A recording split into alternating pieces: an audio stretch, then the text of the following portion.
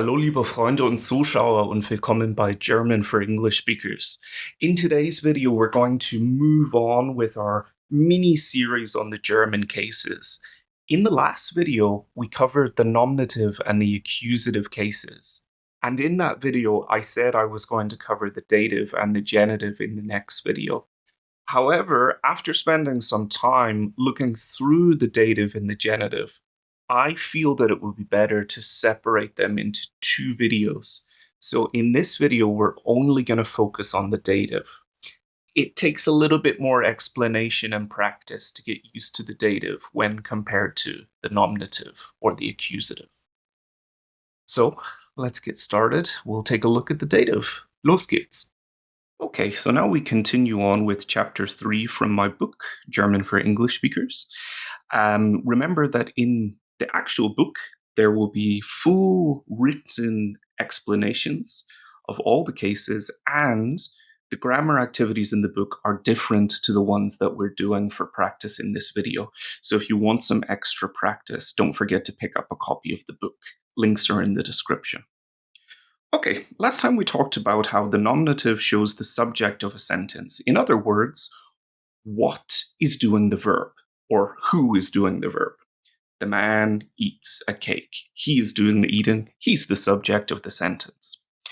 The accusative, as you'll remember from the last video, marks the direct object, the thing that the verb is done onto, or what the verb is being done onto is our question to work out what the accusative is.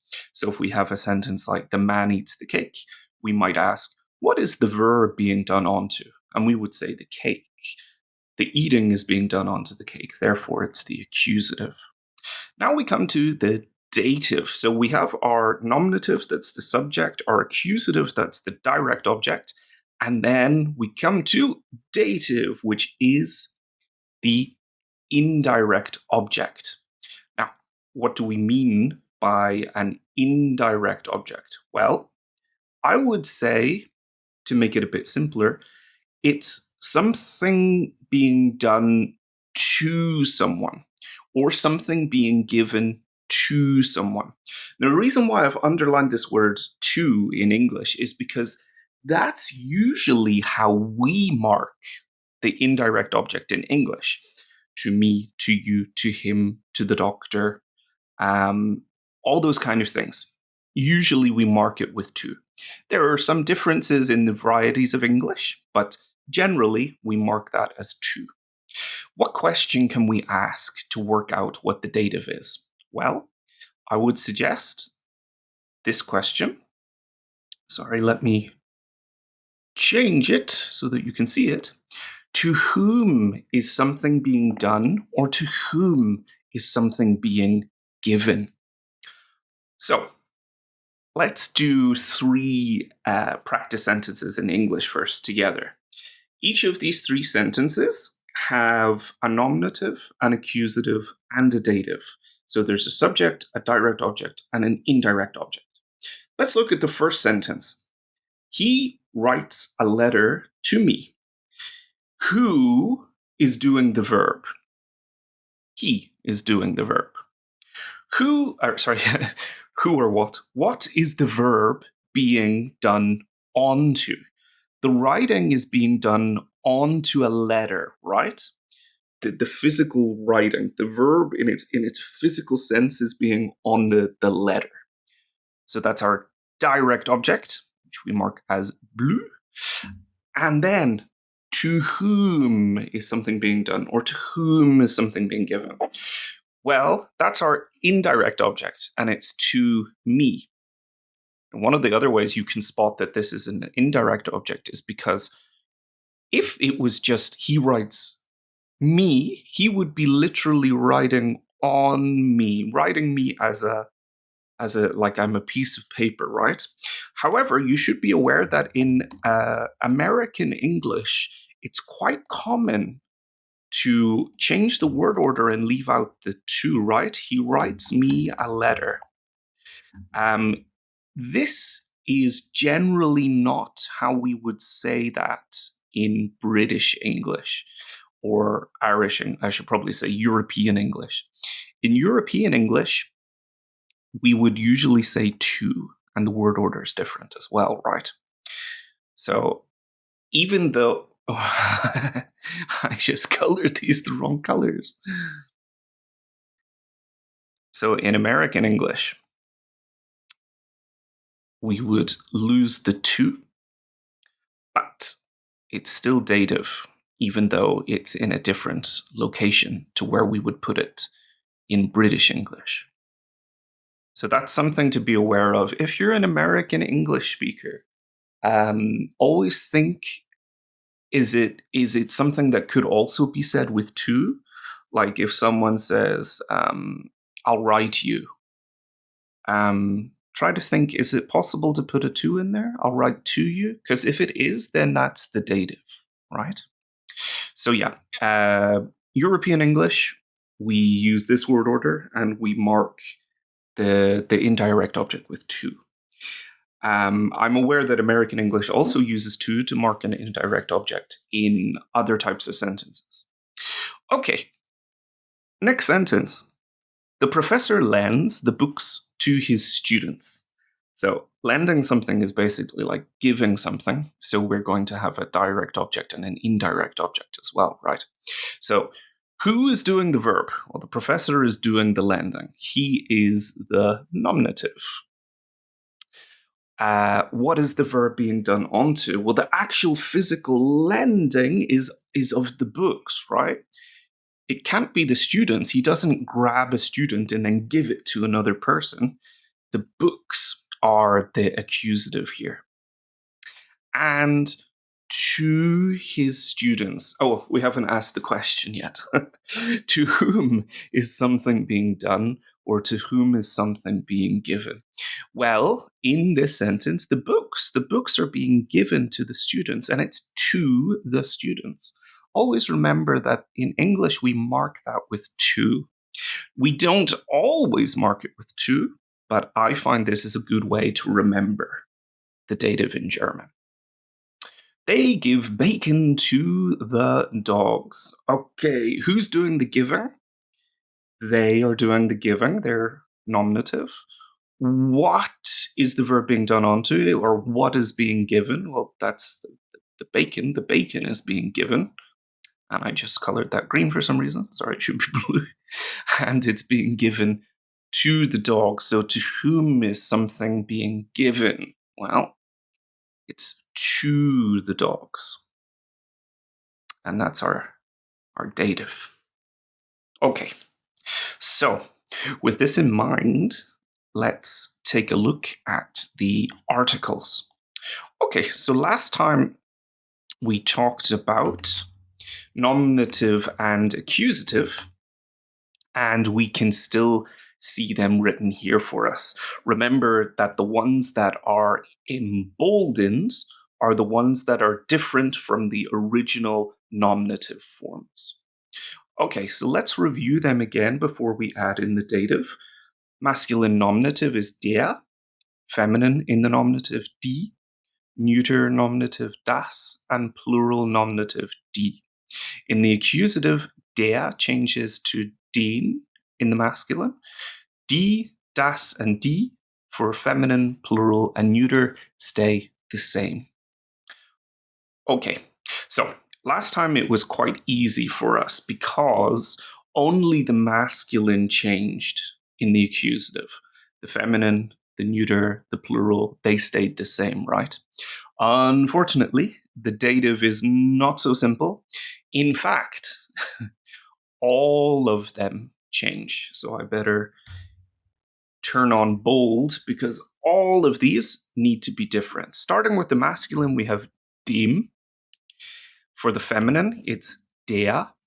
For the neuter, it's also dem, just like the masculine. And for the plural, it's den. Okay? Dem, der, dem, den.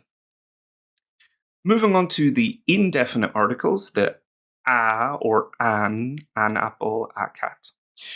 Nominative, we have ein, eine, ein for the masculine, feminine, and neuter. There is no plural indefinite article. as we mentioned in the last video.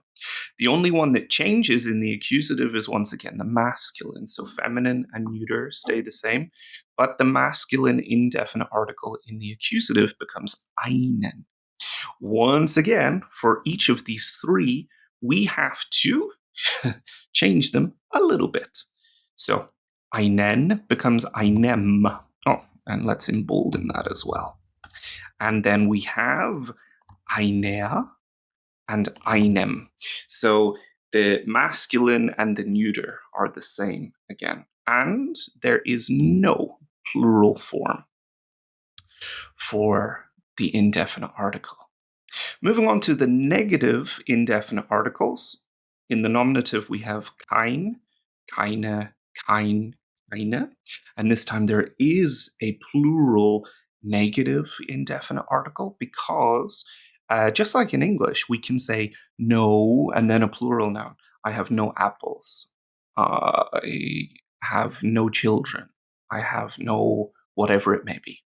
So there can be a plural form. We also saw last time that only the masculine accusative changes for the negative indefinite articles.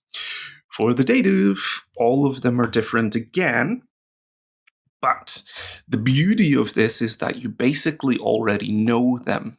If you look at the endings, em, er, em, en, you already know them. So what will this one be? Right. Keinem.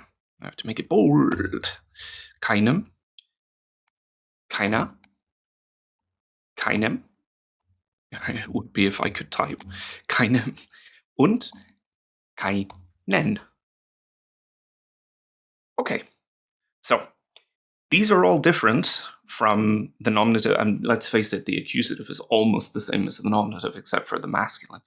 These are all different in the dative, right? So we need to get a little bit more practice with using them. Remember that these endings show an indefinite article. That's what we mean by dative. So to something or to someone.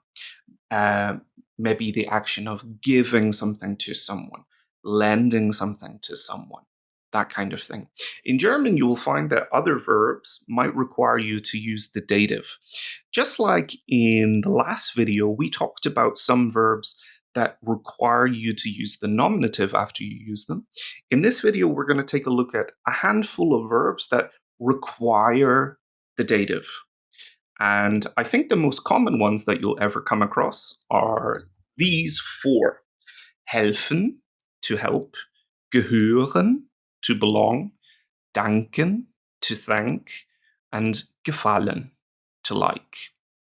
The last, well, not the last three, these two in the middle are probably easy for us English speakers to understand why they require a dative object instead of a direct object. If you think about it, in English we say to as well for these. So it belongs to me. Oh no, we don't say for thank you, do we? No, we don't. We don't say I want to thank to you. But we do say I'm thankful for you. And in that case, that would also be dative in English. Okay, let's do a simple, easy sentence for each of these so that we can see them in action. What about just help me? Something that you might shout in a horrible situation. Quite useful to know, though. Hilf. So this is the command form of the verb. I'll be talking about that later in the chapter on moods and voices in German. It's Hilf mir. So not mich. And again, these are, mir is the dative personal pronoun. So I, me, to me in German. Ich, mich, mir. I'll be talking about the pronouns in more detail when we reach the chapter on pronouns in my book. Hilf mir. Okay, so actually, if we weren't using a pronoun, and we wanted to say something like help the child, we would say hilf dem Kind. Hilf dem Kind. Help the child. Okay. Gehören. So gehören is belong. Oh, actually, I forgot to mark this. I have to color this green so that we remember it's the dative. Hilf dem Kind.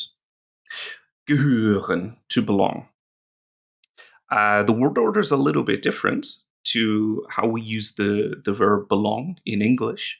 But in German, what we do is we start with the thing that belongs to someone. Oh, wait, maybe that is the same as English. The shoes belong to me. Das stimmt doch. Das ist doch gleich. Yeah, I'm not sure what I was talking about. The word order is the same for German and English. Ja. Das Buch gehört dem Lehrer. The book belongs to the teacher. I should probably be typing these in English as well, right? Help the child. In English, this is not dative, right? But I'm going to mark it as dative anyway. In English, it would just be accusative. It would be the direct object.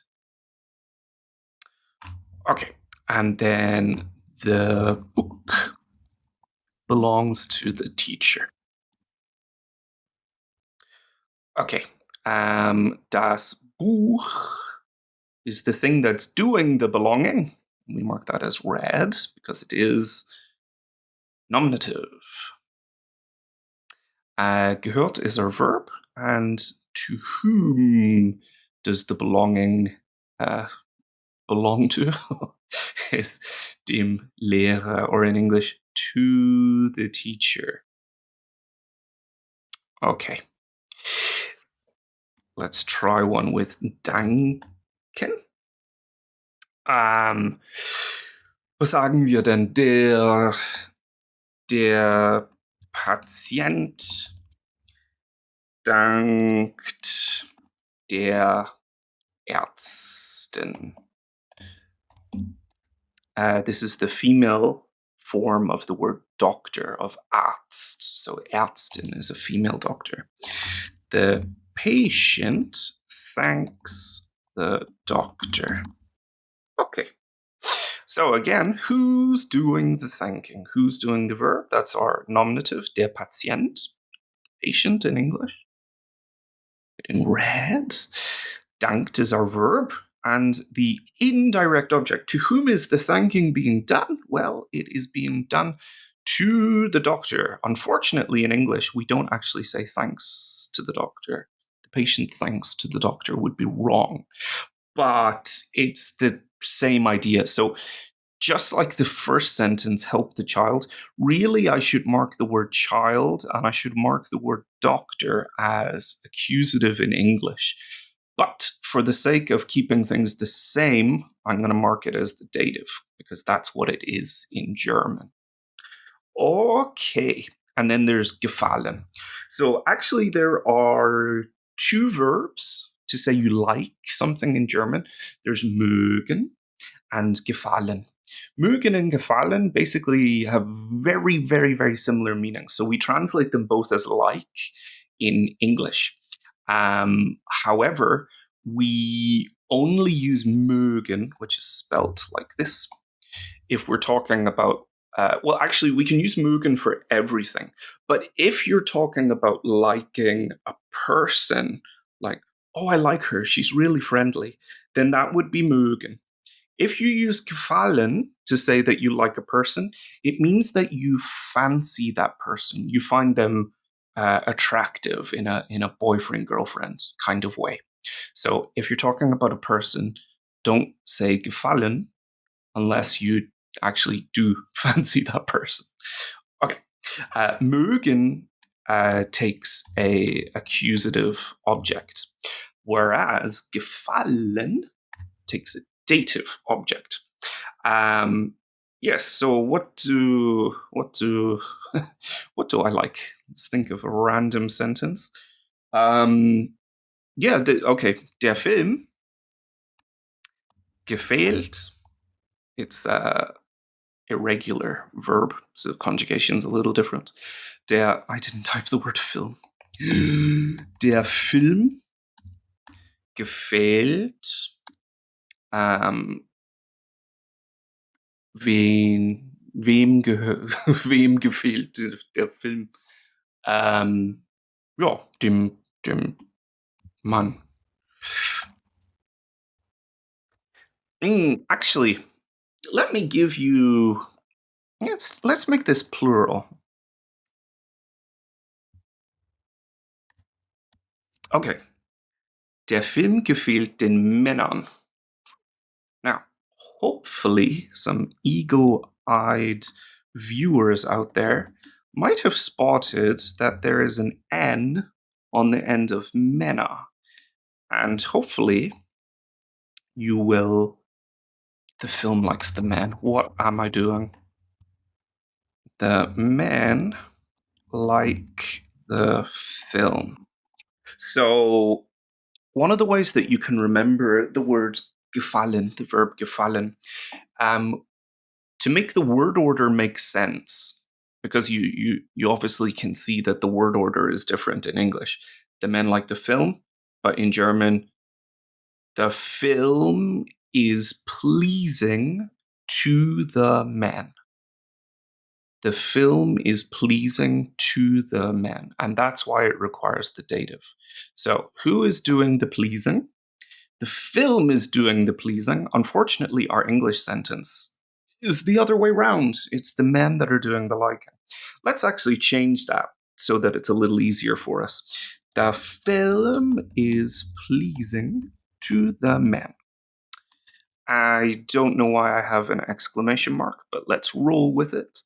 Yeah, so remember, this is just like. They like the film. But I'm using is pleasing so that we can keep our word order the same and also use the same cases. I'm doing this to avoid confusion, but it might be creating more confusion.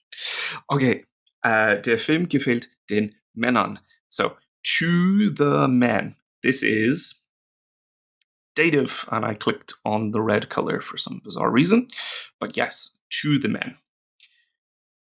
Now, eagle-eyed viewers out there who already know some German will say, aha, you have made a mistake, because Männer is the plural form. Männer. Why does it have an N on the end here? So you might think it's a spelling mistake, but it's not. So often when we're learning German, we talk about adjective endings or the different endings for the definite articles and the indefinite articles. But in German, there are almost no noun endings. And what I mean by a noun ending is putting a letter or multiple letters onto a word to show its grammatical function. So in a very simple sense, the word dog in English, if we put an S on the end, it becomes plural. That is, in essence, a noun ending. In German, there are no noun endings for the different cases other than plural, just like in English, because in English, we also don't have noun endings for things other than plural. But in German, the only noun ending that still exists is the plural dative. Okay, so in the plural dative, the noun takes an N. The good news is that most nouns in German already end in an N when you make them plural. But if the noun doesn't end in an N, and then it's to the nouns, it's the plural, then you need to put an N on it. Yeah, so let me give you another example of that. So the word for dog is der Hund. The plural of der Hund is die Hunde. And that's it in the nominative and the accusative. But if it was to the dogs, then that would be den Hunden. You would have an N on the end. So this little N shows us that it's dative. Okay. So this one is nominative.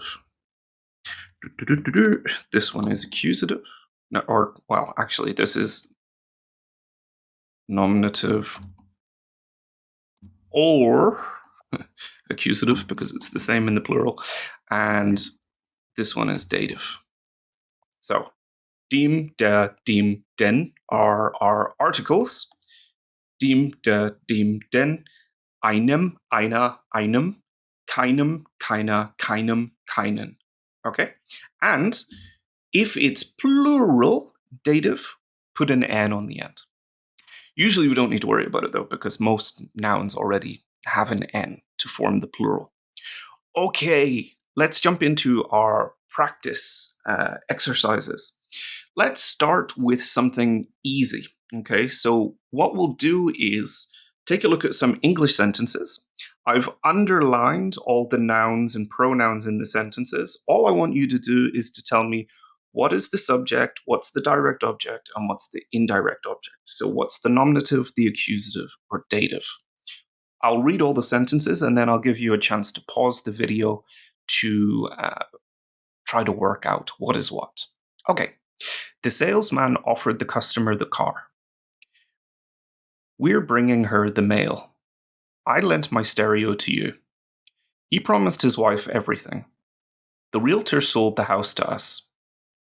I'm buying a chew toy for my dog. Okay, pause the video now because I'm about to reveal the answers in 3, 2, 1. So here's our verb. Who is doing the offering? The salesman is doing the offering. That is nominative. What is the thing that's being offered? What is the verb being done onto? Well, the thing that's being offered is the car. He's not offering a person, he's offering a car. That's our accusative. But it's being offered to the customer. So you want to be careful with this because in English we can say it two ways. We can say the salesman offered the car to the customer, or the salesman offered the customer the car. The version with to the customer is more common in British/European English. And yes, we should mark this as our dative. It's to the customer. For the second one, we're bringing her the mail. Our bringing, that's our verb. So who is doing the bringing? Well, we are doing the bringing. That's got to be nominative. What is the verb being done onto? Well, it's got to be the mail. The mail is the thing that's being brought. Okay. And it's being brought to her. So once again, this is an example of American English. In British English or Irish English, European English, it would probably be more common for us to say we're bringing the mail, the post to her, to her. But yes, this is a good example why we don't want to get mixed up. Especially if you speak American English, it's quite common that that to gets dropped and the word order changes. So pay attention to that. I lent my stereo to you. Who's doing the lending? I am doing the lending, therefore I am the nominative.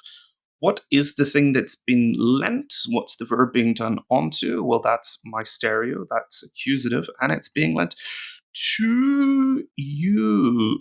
To you is the dative, the indirect object. To whom was that stereo being lent? He promised his wife everything. Promised is our verb. He's doing the promising. He's the nominative. The promising is being done onto everything. That's our accusative. And it's to his wife. Just like the other ones, I put these in to trick you because it's good to think about this in different ways in English. He promised everything to his wife, but it's also possible in English to say he promised his wife everything. Okay. The realtor sold the house to us. Okay, so the realtor is doing the selling. The house is the thing that got sold. That's accusative. And to us, we're the indirect object. To whom was the house sold? I am buying a new car. I'm doing the buying. I'm nominative. Why did I say car? Chew toy, sorry. I'm doing the buying of the chew toy. The chew toy is the thing that's being bought, so that is accusative. And it's, in English, we don't say you buy something to your dog, but yes, this is to your dog. In English, we use for here, the preposition for, but this is still the dative. It's still indirect object in this case. Okay. For the word order, if you follow the American word order rather than the British word order, so if you say this sentence, we're bringing her the mail, like I said, in British word order, we would say we're bringing the mail or post to her. But actually, this word order with her and then the mail is the same as the German word order. So if we have a dative object and an accusative object in a sentence, it's usually better to say the dative object first and then the accusative object. So the order that you would find sentences in are normally something like nominative, then you have your verb, right? And then if there's a dative object, it should come next and then the accusative object.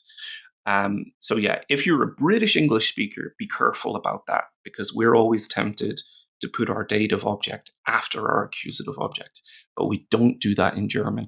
Actually, you'll see that word order right now in the second bit. So we're going to do the same thing again, but this time using German sentences.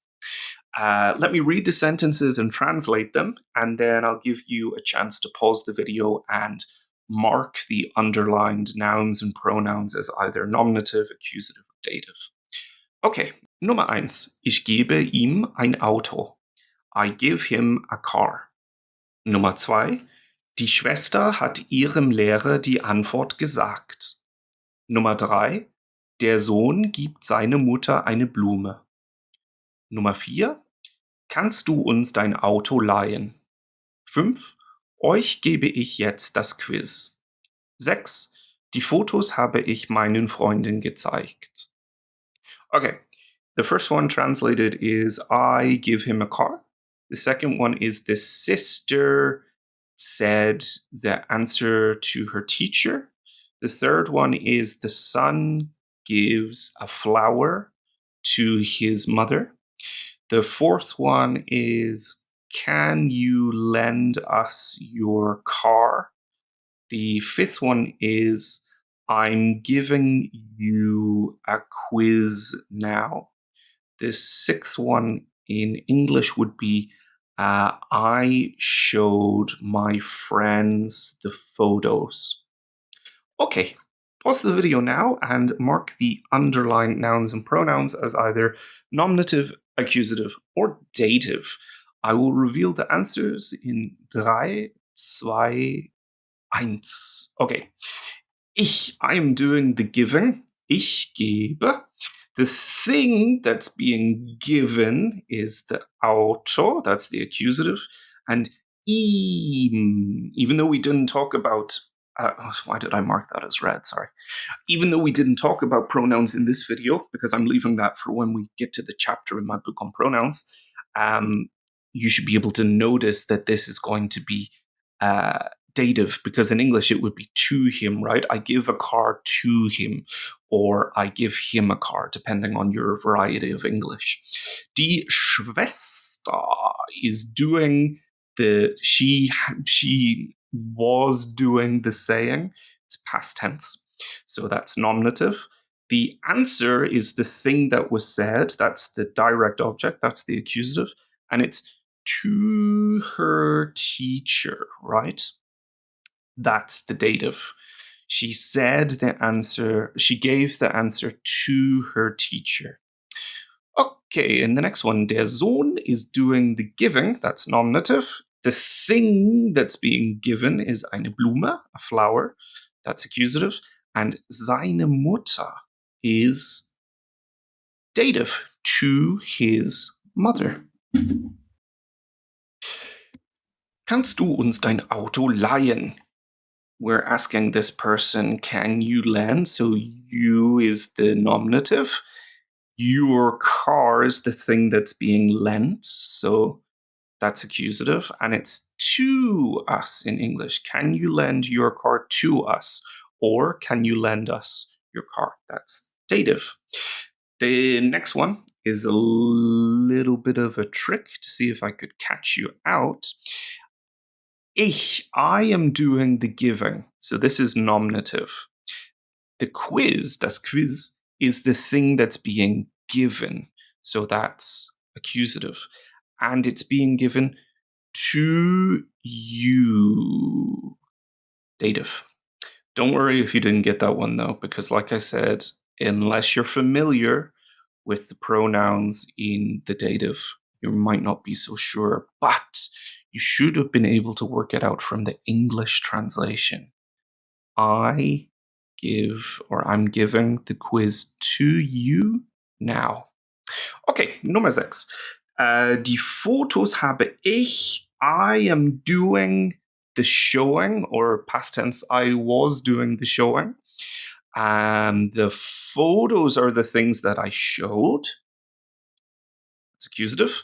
And meinen Freunden is to my friends. That's our dative. Okay. Okay, for our next activity, what we're going to do is I want you to fill in the blanks with the correct dative endings for the articles. Some of them are definite articles, some of them are indefinite articles. Yes, so let me read the sentences for you. I'll give you the translations, and then you can fill in the correct endings. Remember that not every noun here is going to be in the dative, but each sentence has something that should be in the dative. So you still have to work out what's the nominative, what's the accusative, and what's the dative. Okay, Nummer 1. Ich kaufe mein Vater eine Krawatte zum Geburtstag. I buy my father a tie for his birthday. Nummer 2. Die Studenten sagen Lehrerin antworten. The students tell the teacher the answers. Kannst du Mann eine Suppe bringen, bitte? Can you bring the man a soup, please? 4. Wir kaufen Kind ein Eis.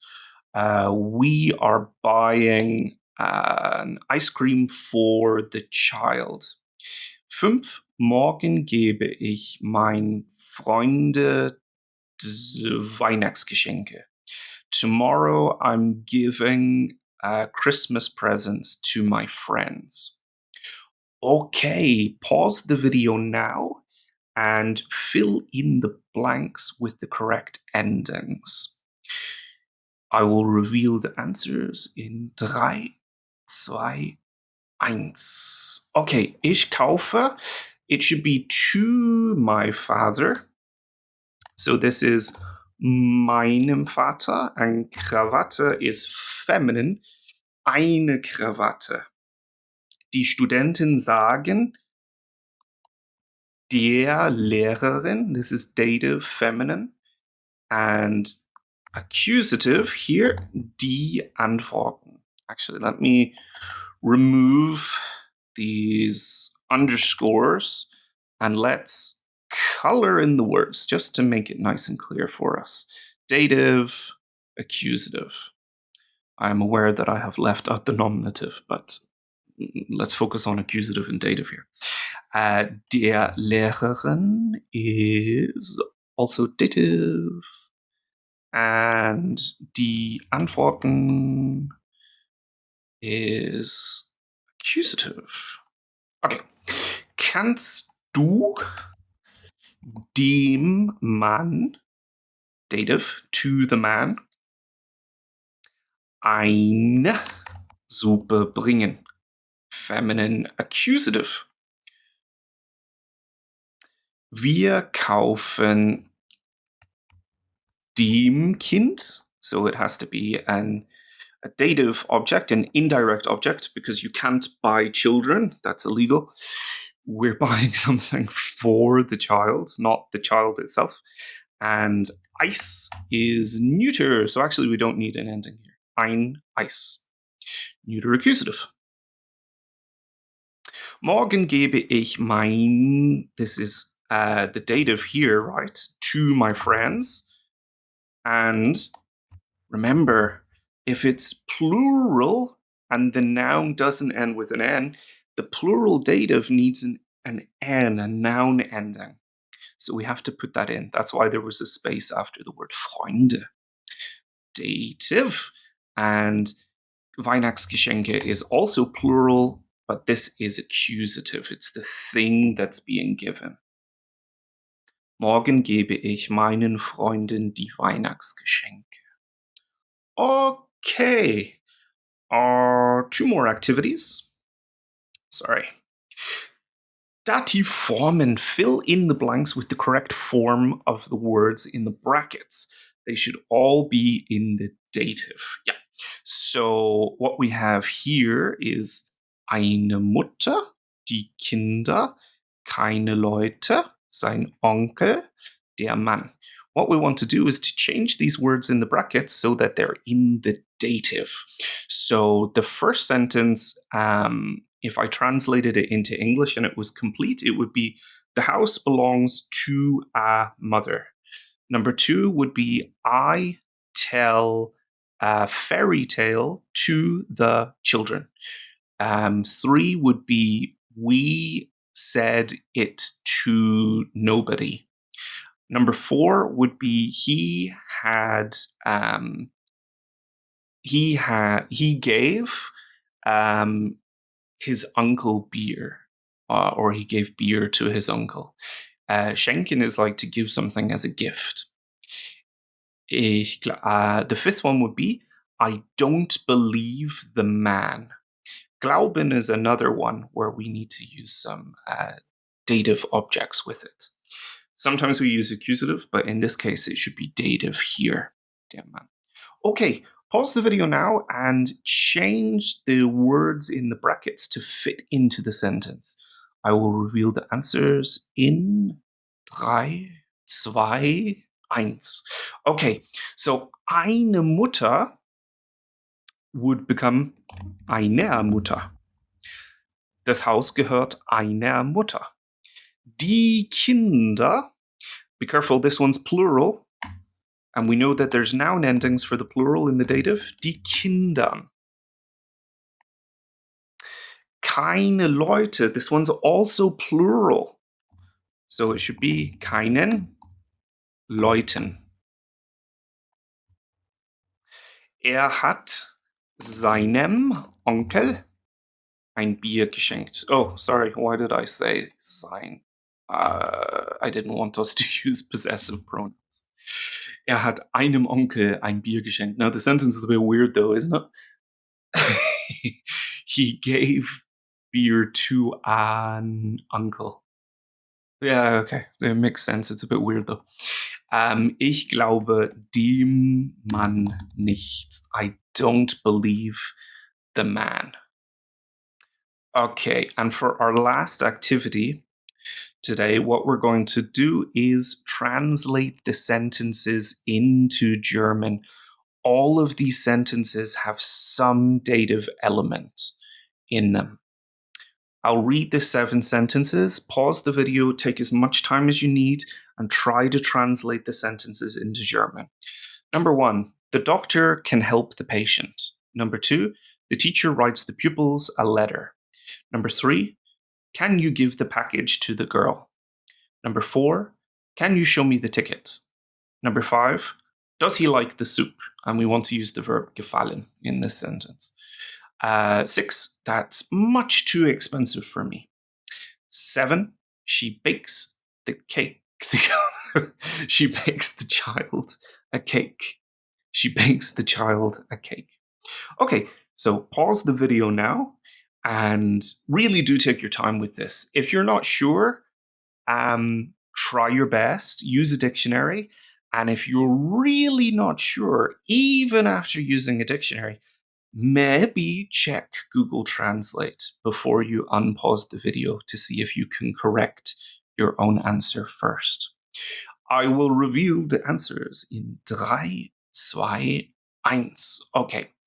Doctor is a nominative, so I'm going to say der Arzt. It could also be a female doctor, die Ärztin.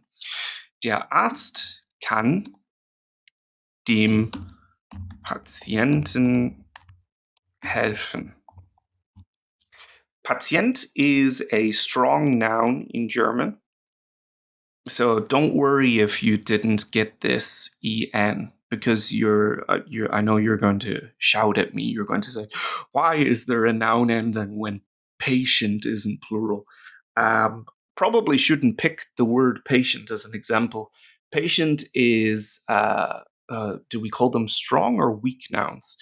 In German, there can be strong or weak nouns, and basically what this means is that some nouns take an ending in cases other than the nominative.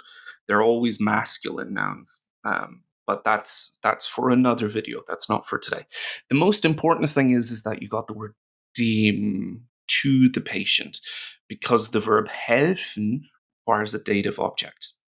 Okay, the teacher writes the pupils a letter. So der Lehrer, but it could also be die Lehrerin, schreibt den Schülern einen Brief. The teacher writes a letter to the pupils, Schülern. Okay, and the reason why I use the word pupils in English is because if you say students, which is what we would commonly say in English, students in German only means university students. So students who go to primary school, secondary school, like elementary school and high school, we would call those Schüler in German, den Schülern. Okay, moving on, we have, can you give the package to the girl? Kannst du? Of course, you could also say können Sie. Kannst du dem Mädchen das Paket geben? Kannst du dem Mädchen das Paket geben? Mädchen, the word for girl in German is neuter. And it's easy to get caught out by that. Remember, the word for girl is neuter, not feminine. Can you show me the ticket? So again, kannst du, but you could also have können Sie if you wanted to make it formal. Kannst du mir, oh yeah, sorry, this one has a pronoun in it. I should have changed that as well. Kannst du mir die Karte zeigen? Kannst du mir die Karte zeigen? Yeah, don't worry if you didn't get that one. Somehow I let that slip through with a pronoun instead of a noun. Does he like the soup? We want to ask the question.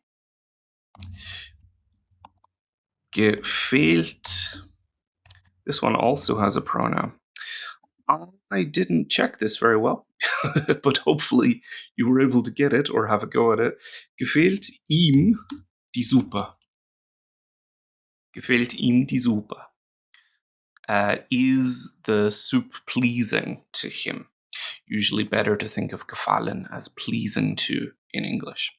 That's much too expensive for me. This one also has a pronoun. I'm so sorry. I'm making such a mess of this today. So, das ist mir viel zu teuer. That's much too expensive for me. Yeah, so it's mir, to me. Once again, I probably should have picked a better example that doesn't use a pronoun, but the last one doesn't have a pronoun, any dative pronouns. So hopefully you got the last one, if not the other ones where it included pronouns and I didn't talk about them. My apologies for that. That was a silly mistake on my behalf. Okay, sie backt dem Kind einen Kuchen. So she does the baking, nominative. It's to the child. She doesn't bake a child because that's also illegal. You're not allowed to put children in ovens. So it's the baking is being done to the child. It's not being done on the child. The thing that the baking is done onto is the cake, which is masculine and therefore has this ending, einen, masculine accusative. Yeah, so sorry if some of the the last few were a little tricky with those dative pronouns in there. I didn't do that intentionally, and I promise we will talk about pronouns in all the different cases once we get to that chapter in my book on pronouns. If you found today's video helpful, please do leave a like. If you have any questions about the dative, write them down in the comments below. And please do subscribe so we can reach more learners of German out there and help them along their way. Vielen Dank fürs Zuschauen. Thanks for watching. Tschüss. Wir sehen uns.